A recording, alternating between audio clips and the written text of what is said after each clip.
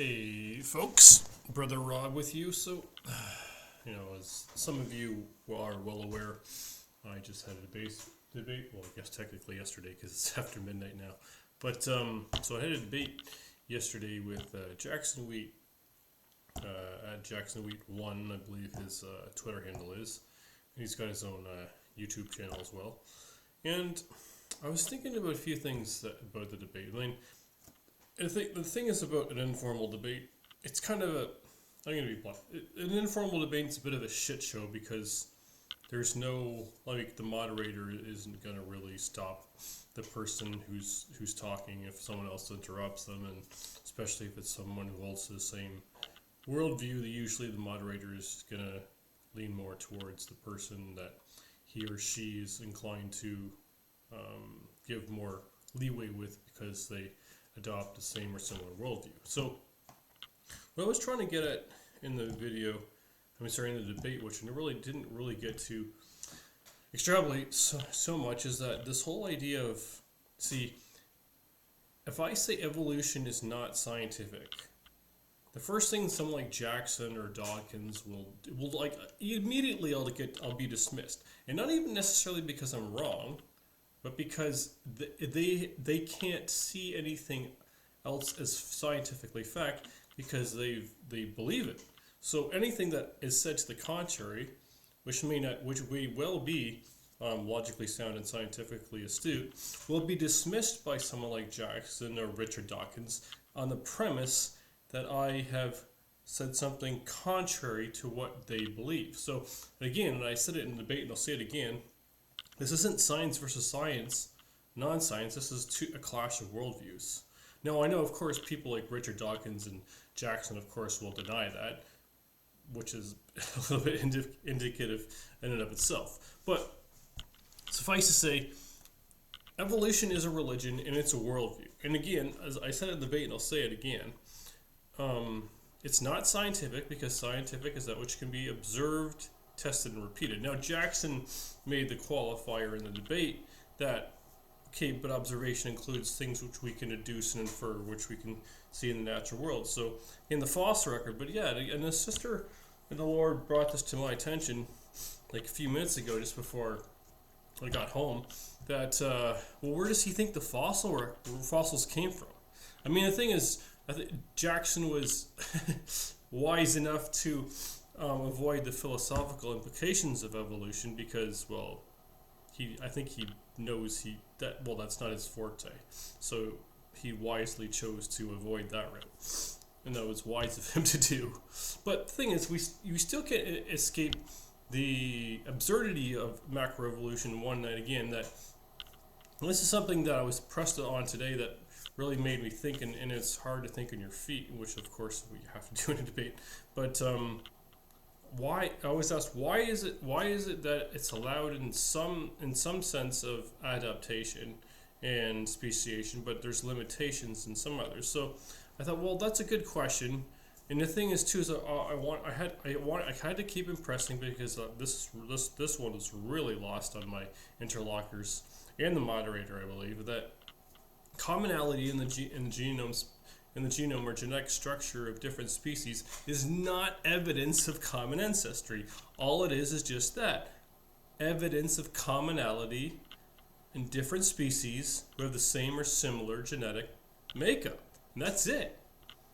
That's all it's proof of. It's not proof of divergent speciation, it's not proof of common ancestry or splits in the evolution chain. None of that. It doesn't prove any of that. Now, you can try to use that as a reason or evidence for common ancestry and so forth, but that's just your belief. That's not science. Remember, science deals with that which can be what? Observed, tested, repeated.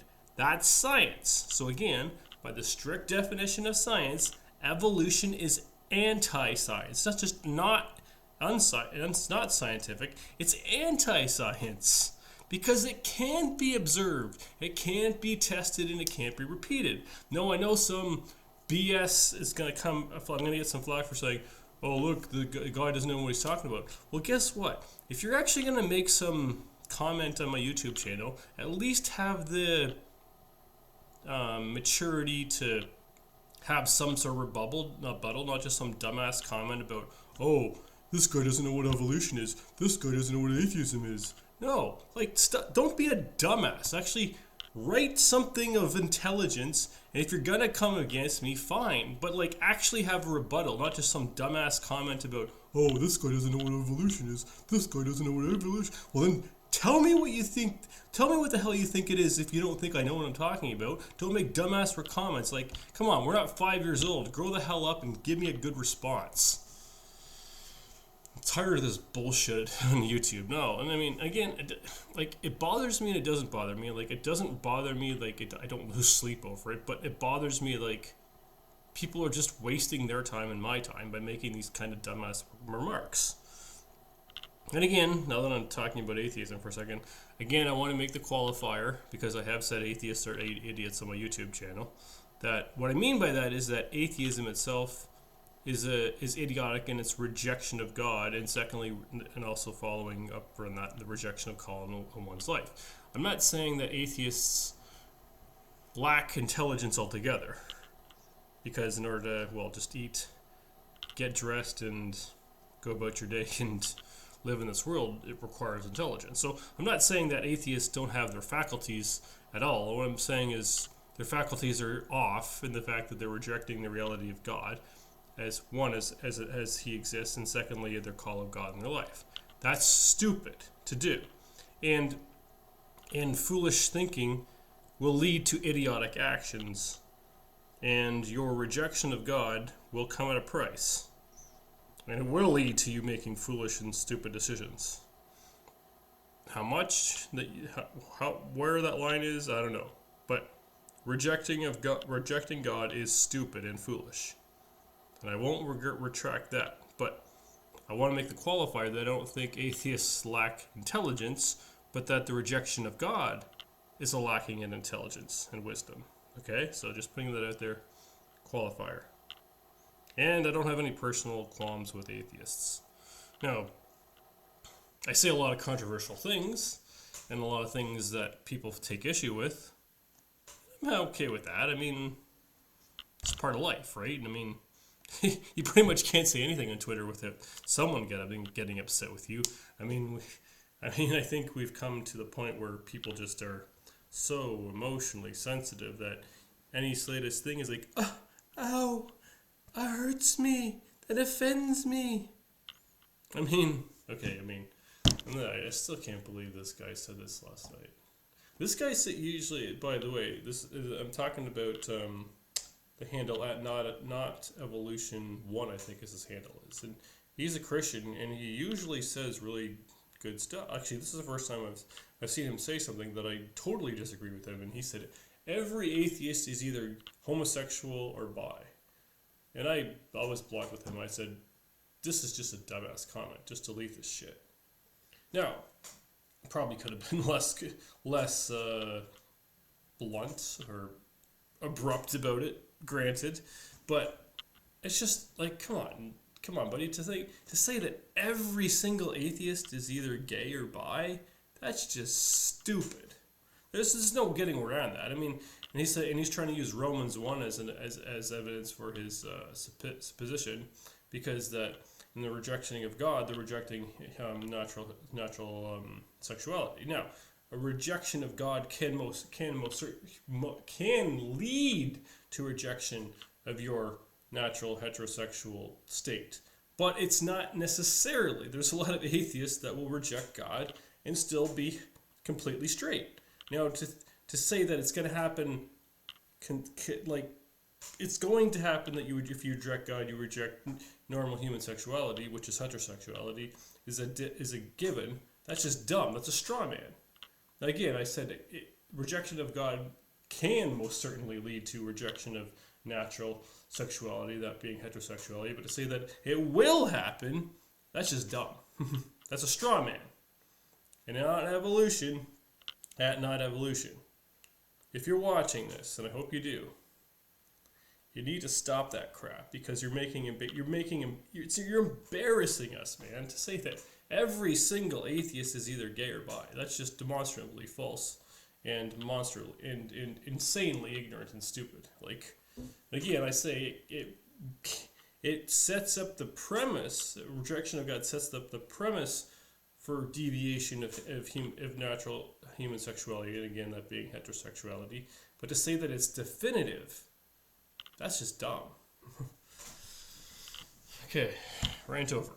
But again, the primary purpose of my video, I got sidetracked a couple times, but the primary purpose of my video is just to say that macroevolution is not true. First of all, it's not scientific. Second of all, it's unprovable, unobservable, unscientific, illogical, and absurd. And it has major philosophical and ethical issues attached to it. Now, the first, of course, being that it tries to... Darwin... A lot of people know this, but when Darwin's daughter died, that was kind of like the death of his faith. And because his daughter was like really near and dear to him, and well, it's just normal. Father loves his daughter, right? It's normal, of course. So when his father died, he started questioning, like, well, okay, if God can take away my little girl, my prized possessions, if you will, to paraphrase or to use an analogy, then either he's starting to tell with either there is no God or the God that exists is not a good one because he lets my little girl die. Now, that's a common argument, but that's not a good one. The tragedy, that the presence of tragedy, evil, and suffering somehow means that a good and benevolent God does exist, that's a straw man. But we're talking about personal experiences, so that's we can't of course marry tragedy with logic and reason, because they're not. Tragedy is not a logical thing. Tragedy is a horrible thing. And I'm not dismissing the fact that Darwin had obviously natural grief about the loss of his daughter. No, I'm not denying that. No rational person would. But using that as an indicator, as a factor that became the ultimate death of Darwin's faith, that's a little too far. Now you might say, okay, there were other factors, but really, if you look at Darwin's life, his obsession and passion, if you will, for evolution as a theory, as an origin, was cemented by the death of his daughter. There's no question about it.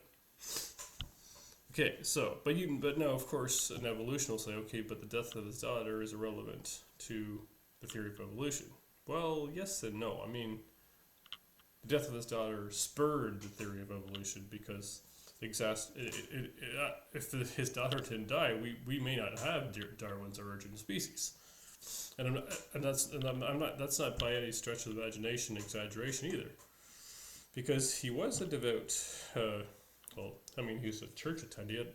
As to what his faith was like, I can't speak to that because I don't know. But for all intents and purposes, he was known as a believer prior to the death of his daughter. So anyways, but continuing on. Darwin, as we know, well, many people know, he went to the Galapagos Island and he studied a bunch of finches, and he made a lot of observation about finches, but I wish I had this in front of me because that would be good to know. But I'm gonna have to check this up when I get online tomorrow. But apparently some of the observations he made about finches weren't exactly scientific. And again, I know I'm being vague and generic and ambiguous, but I don't have the detail off my head. But now, of course, I know that there are people out there that are going to take me to task for that, and that's fine. But I'm going to rectify that when I go online later tomorrow. Okay, so one second here, here we go. So I got to make sure. I got to check my laptop's connection. Sometimes I think the battery's charging when it's not. All right, so continuing. Origin of species is a problem because limitations of gene pool. You can't get one species becoming a completely different kind. Like you can't have a rhino become a whale. no matter how, no, I'm not saying that a rhino can produce a whale, but I'm saying no matter how long a time you give, that a rhino would never become a whale. Now, of course, I'm not saying it will anyways, but I'm saying whatever species you decide to input into the equation, it'll never become anything else than its own kind. Like a fly will always produce a fly. Human will always produce a human. A bird will always produce a bird. A flower will always produce a flower, so on and so forth, from now until the end of time when Christ returns. Okay, so, and there's no way that could ever change. A flower will always produce a flower. A human will always produce a human. And our ancestor is always going to be looking like us. Now, there's going to be, of course, some physical anomalies that it could be different. I could have a black person, or I could have some black people in my lineage. For all I know, I don't know. I mean, so it makes me think now that maybe at one time I should actually check out my family tree. But suffice to say, none of my ancestors are apes or chimps or anything like that. That much I know. Okay, and I know that I didn't evolve from my ancestry, my lineage didn't evolve from lower life forms. I didn't evolve from bacteria or primordial ooze or slime or any of that kind of nonsense. My ancestors are all human beings, just like the Bible says. Genesis 11. Everything produces after its own kind. Now that doesn't mean, by kind I mean same species. So you have, in order to breed, you have to be able to breed with the same kind, like a human with a human, a dog with a dog, cat with a cat, so on and so forth, across every species on the planet. You can only reproduce with your own kind, right? Now, of course, you can get two different dogs, say a Labrador and a Golden Doodle, and they can mate and produce something that resembles some combination of both dogs. But it's always going to be a dog producing a dog. So microevolution, of course, is scientific, natural, observable, repeatable. Observable, testable, repeatable. No, anyone with a brain can see that there's variations of the species. And microevolution is definitively scientific. But macroevolution, not so much. Not only is it not scientific, it's anti-science. It's a fairy tale. It's fiction. Now, of course, it's widely popular, largely accepted. But as we know, what's largely accepted and widely popular doesn't equate to being truth. Okay? Truth is not by consensus. It's not how truth works. Truth is. Whatever it is, it is. I mean, that sounds kind of cliche or whatever, but we can't escape it. So, and so when I talk to Jackson and his co-host and Peter, and these people have all accepted evolution as a fact.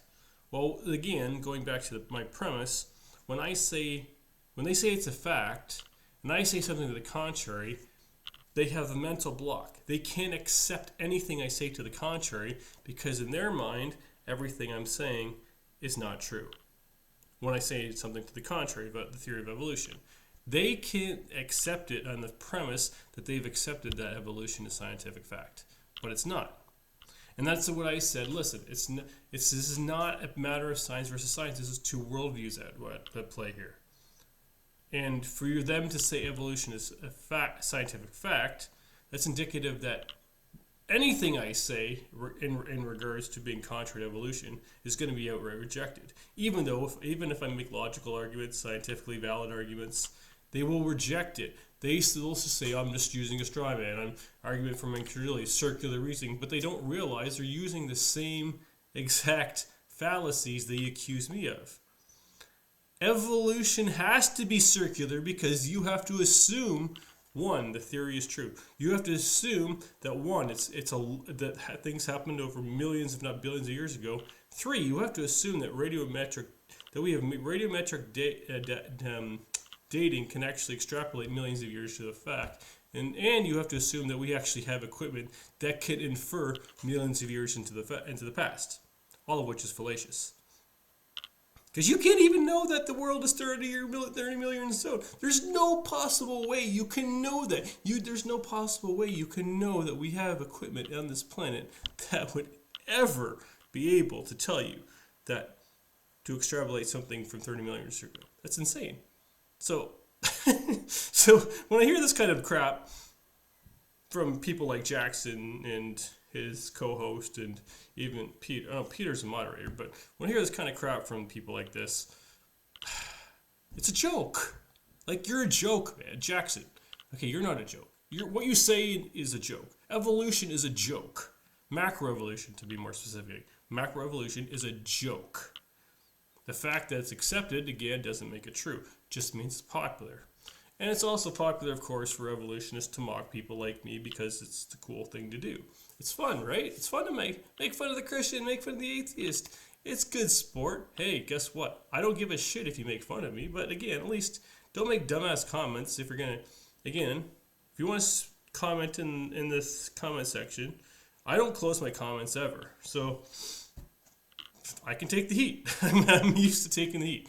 I mean, I'm a young earth creationist, a Christian, and the follower of Jesus. Those three things alone make me a target for a lot of shit. So, and I can take shit. But if you're going to comment, at least, again, don't make some dumbass, vague, ambiguous comment, oh, this guy doesn't know what evolution is, this guy doesn't know anything. No.